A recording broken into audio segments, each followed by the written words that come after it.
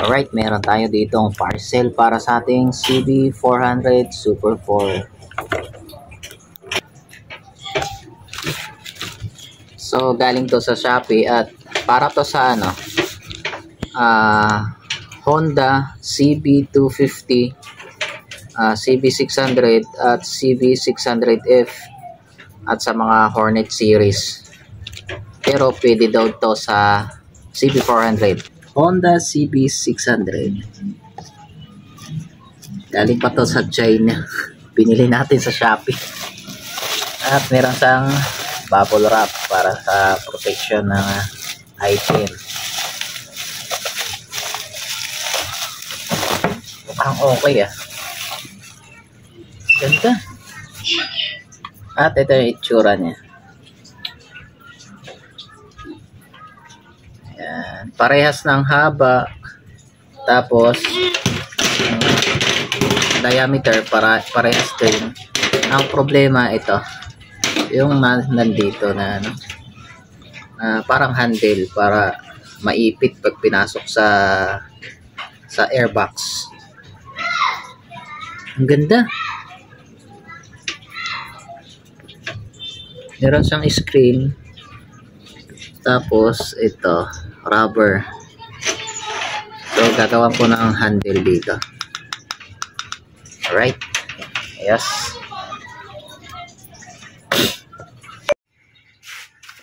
Ayan, install natin to.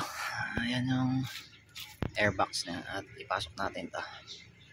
Okay ng butas Ganda ng quality. Ginawa ko pala, nilagyan ko ng oil para doon kakapit yung mga alikabok. May ano pa. Ito ay para sa Hornet 600 at sakto daw dito Ayan, konti na lang. Lagyan natin ng dito. Panulak, bracket. So ang ginawa ko,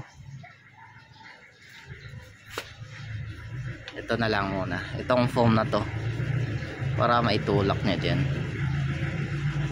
Yan. Bago ko ilagay yung cover para tight pa hindi siya kakaroon ng awang para maitulak niya. Foam naman to kaya medyo malambot. At takpan na natin. So meron pala siyang butas dito, ko na lang ipapasok. Pinasok ko na lang yung foam doon para sa mga pansamantala magtulak. Ay, gastos na naman. So inayos ko yung wire dito. Ito. Ayan yung wire dyan. Kasi tumatalon yung kuryente dyan. At saka bumili ako na itong Bosch na 4 na piraso. Dapat itong G-Power ang bibilhin ko, kaso wala silang stock. Nag-recommend ng store na may Bosch daw sila na kaparehas ng haba at saka din siya ano tawag dito, naka-laser. So parehas dito sa stock ng CB400. Mamaya ipakita ko sa inyo yung stock. So i-try natin ulit tong Bosch na i-radio. Ito pala yung part number niya para sa mga tropa kong naka Super 4. Part number niya bakit wala? Ito UR2 C130. India pala to. Sabi Germany, India pala. Alam ko ano to not genuine. So baklasing ko yung 4 na spark plug dito, tapos kapit ko yun kasi pumapalya. Alright, sinasabi ko sa inyo, ito yung stock nga talagang pang Super 4 half trade siya. Tapos ito yung Bosch. Tapos pag kinompare natin yung sukat nila parehas ang sukat.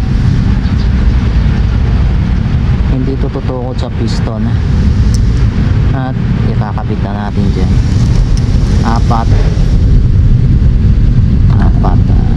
Testing natin to kung hanggang saan aabot, kasi itong G-Power umabot ng 10,000 kilometers. Tapos syempre gamitan natin na ito. Yan. Spark plug range.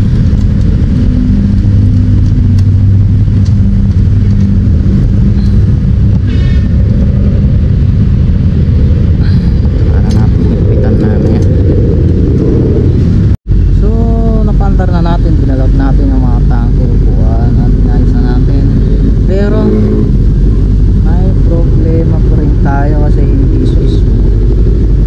Hindi ko alam kung anong na ito. Siguro isincro ko talaga to, so mamaya ayusin ko. Bago naman yung spark plug, pero sa pag binigla mo 3 noodle may sabit siya, parang may hangin.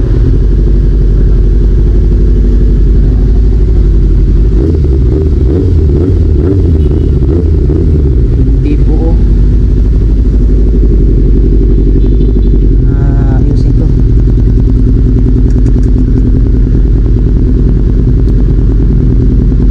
Stress ako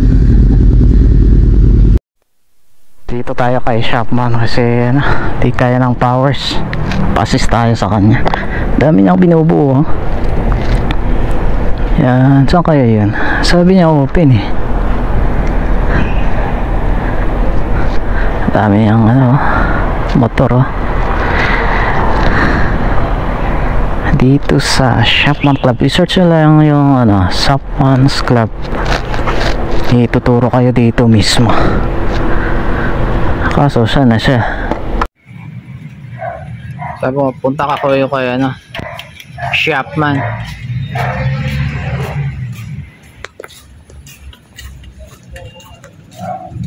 Shopman, mainit ulo.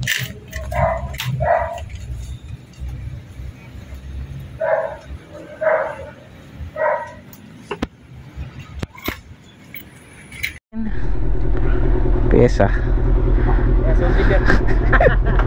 Souvenir. Tapos maganda na yung RPM, stable. Tapos pati dito sa reading niya dito nag-stable 3, 4. So ang pinalitan namin dito ay yung pilot jet, slow jet, at saka yung float valve. So try natin. Okay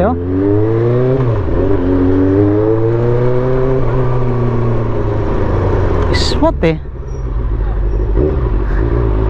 di tulad ng pagpunta ko dito na sa low RPM kumakaldag, tapos yung tunog niya rough pati sa pag idle. Try natin.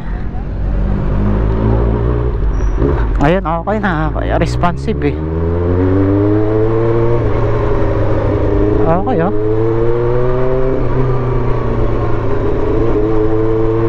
So yung air and fuel mixture, ang ginawa niya doon 2 turns.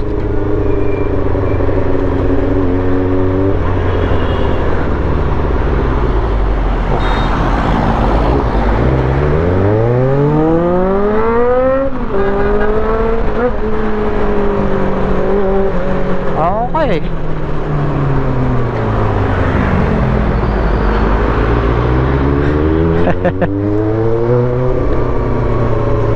Problema talaga yung sa air filter ko, hindi ko pa magamit. Ang gagawin ko na lang siguro labhan, tapos ko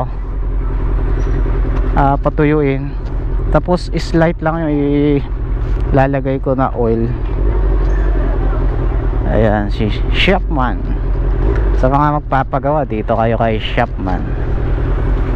Oh, easy lang yung pagkagawa niya.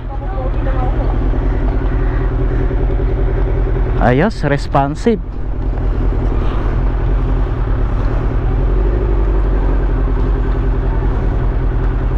Smooth na ulit.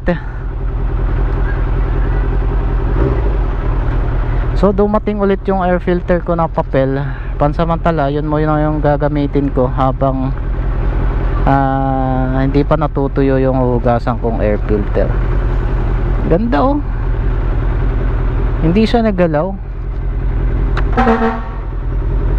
Malalaman naman dito din sa ano eh, dito sa reading niya.